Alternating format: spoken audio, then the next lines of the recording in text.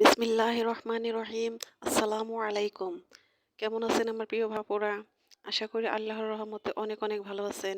আমিও আল্লাহর রহমতেও আপনাদের সকলের দয়ায় আলহামদুলিল্লাহ ভালো আছি। তো বন্ধুরা, কাছে দূরে দেশ বিদেশে যে যেখান থেকে আমার এই ভিডিওটা দেখতেছেন, সবার প্রতি রইল আমার আন্তরিক ভালোবাসা ও শুভকামনা। তো আমার এই সাদামাটা গ্রামীণ জীবনে আমার প্রিয় বন্ধুদের আমি স্বাগতম জানাচ্ছি। তো বন্ধুরা, এই মুহূর্তে যারা আমার এই ভিডিওতে যুক্ত হয়েছেন, আমার ভিডিওটা দেখতেছেন, সে বন্ধুদের আমি একটি রিকোয়েস্ট করতেছি, অবশ্যই একটি লাইক দিয়ে আমার ভিডিওটা কন্টিনিউ করবেন। অবশ্যই একটি লাইক দিবেন। হয়তো ভিডিওটা দেখতে দেখতে লাইক দিতে ভুলেই যাবেন। আর যে বন্ধুরা নতুন অবস্থায় আমার এই ভিডিওতে যুক্ত হবেন, যদি আমার ভিডিওটা দেখে একটু কোথাও ভালো লাগে তাহলে অবশ্যই সাবস্ক্রাইব করে আমার পাশে থাকবেন, আমাকে কমেন্ট করবেন। আমার কথা, আমার ভিডিও, আমার কাজগুলো কেমন লাগে অবশ্যই আমাকে কমেন্ট করে জানাবেন। কারণ ভিডিওটা যখন ছাড়ার পর আমি আমার বন্ধুদের কমেন্টের আশায় বসে থাকি। তো বন্ধুরা, এই তো দেখেন দলবল নিয়ে ছুটে এসেছি পানা ফুল তুলতে। আজ কয়েকটা দিন ধরে আশেপাশের সবাই পানা ফুলের বড়া খাইতেছে এদিক সেদিক। তো আমার ছেলেটাও, ওরও খাওয়ার খুব ইচ্ছা, বলতেছে আম্মু পানা ফুল এনে বড়া বানিয়ে দিবা। তো সেজন্যই চলে এসেছি পানা ফুল তুলতে।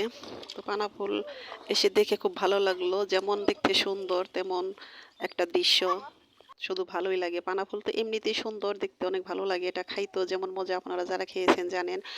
আর এটা দেখতেও অনেক সুন্দর, মানে সব দিকেই ভালো লাগে, তুলতে ভালো লাগে, এটাকে খাইতে ভালো লাগে। সবাই নেমে পড়েছে। তো এখানকার পানি নাকি চুলকায়, তারপরও মানতেছি না পোলাপান, বলতেছে আস্তে আস্তে তোলো, তারপরও শুনতেছে না। তো পানা ফুল তুলতে তুলতে আরেকটি ফুল চোখে পড়ে গেলে, এই তো দেখেন পানা ফুল যে সাদা হয় এটা আমি জানতাম না, চিনতাম না, দেখিনি, আজকে দেখলাম নিজ চোখে। এটা একদম সাদা, অন্যরকম একটা কালার। আর এই যে আরেকটা দেখেন, এটা তো পানা ফুলই। তো পানা ফুল তুলতে এসেছে, আবার এই দেখাইতেছে আরেকটা জিনিস আপনাদের, এটা হলো কারেন্ট জাল। এই যে ফাঁকা যে জায়গাটা দেখা যাইতেছে, এখানে হয়তো এই জালটা পাতে। এটাও আমাদের বাড়ির পাশেই আমার এক ভাইগনা লাগে, ওদের জাল। তো এটার মধ্যে অনেক সুন্দর সুন্দর মাছ পড়ে, আমরা মাঝে মাঝে কিনে নিয়ে খাই ওদের বাড়ি থেকে। তো পানা ফুল তুলতে এসে ছোট্টবেলার সে অনেক কথাই মনে পড়ে গেল। তো ছোটবেলায় যখন নানির বাড়িতে যাইতাম, তো মামার সাথে করে চকে নিয়ে যাইতো এই বর্ষা মাসে নৌকায় করে। এই যে বন্ধুরা, পানির উপরে যে ভাসমান যে গাছটি দেখা যায়, তো এই গাছের নিচে যে পানি আছে, পানির নিচে ছোট ছোট মাছ, খুলসা মাছ, পুঁটি মাছ, মানে নানা ধরনের মাছগুলো দৌড়াদৌড়ি করতো।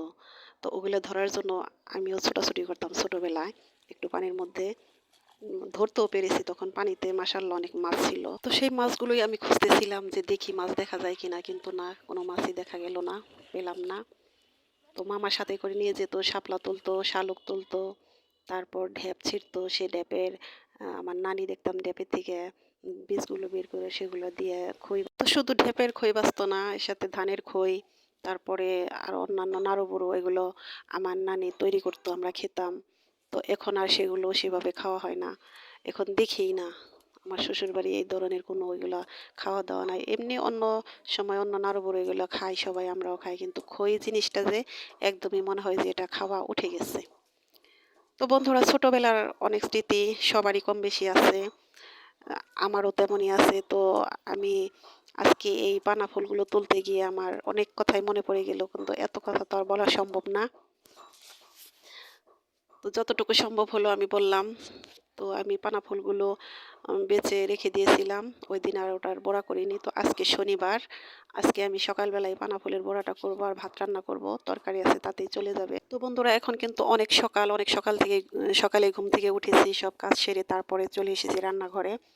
তো রান্নাঘরে বেলা ওঠার সাথে সাথে রোদ আসে, আমার রান্নাঘরে রোদ পড়ে গেছে দেখেন। বেলা ওঠার সাথে সাথে রোদ আসে, বিশেষ করে এই শীতকালে। তো এই শীতকালে আমরা বেশিরভাগ যখন দেখা যায় যে খিচুড়ি রান্না করে, যে সবজি খিচুড়ি, এগুলো রান্না করে এই রান্নাঘরে বসে বসে আমরা খাই, ভালো লাগে রোদ, সে কারণে।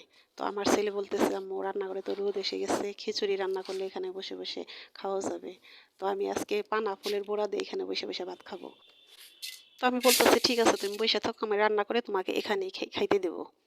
ছেলের সাথে বসে, বসে আরো অনেক কথাই বলতেছি যে ছোটবেলায় আমার নানির বাড়ি অনেক স্মৃতি আছে।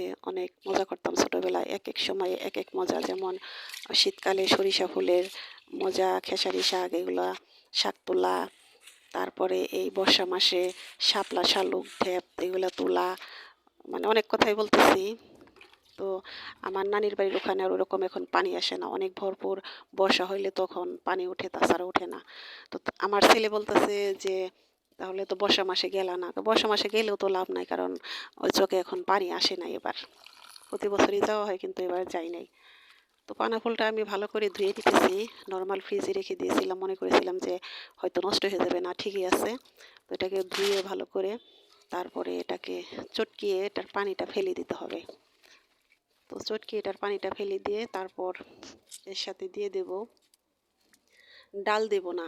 ডাল দিলে আমরা ডাল দিয়ে খাইতাম, কিন্তু আমার যা বললো যে ডালের চেয়ে চাল বাটা, চালের আতপ চাউলের গুঁড়াটা দিলে নাকি বেশি মজা লাগে। তো আমি সেভাবে আজকে বানাবো। তো বন্ধুরা দেখতে থাকুন আমি কিভাবে এটাকে প্রসেসিং করি। তো বন্ধুরা এটার মধ্যে আমি এখন আতপ চালের গুঁড়োটা নিয়ে নেব, আর কাঁচামরিচ আর রসুন বেটে নিয়েছি আগেই, আর পেঁয়াজটা একবারে ঝুরি করে কেটে দিয়েছি। পেঁয়াজটা কেটে দেব। তো এগুলো দিয়ে হলুদ গুঁড়ো, হালকা মরিচ গুঁড়ো আর ধনিয়া গুঁড়ো এগুলো দিয়ে আমি ভালো করে মেখে তারপর এটাকে চলোতে দেব।